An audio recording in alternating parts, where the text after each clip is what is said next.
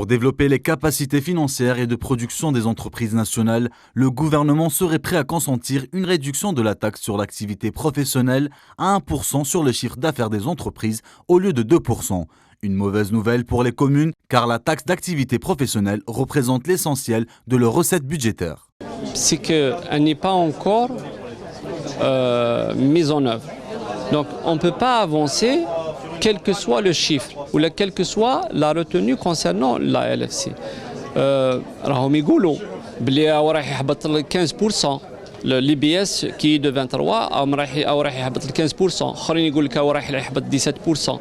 mais باش يعني واحد يقول لك انا je suis sûr que ça sera tel pourcentage.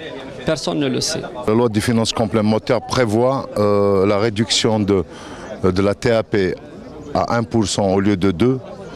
Et l'IBS, ils vont faire deux IBS. Un IBS pour les producteurs, un IBS pour les commerçants et les activités de service et les importateurs.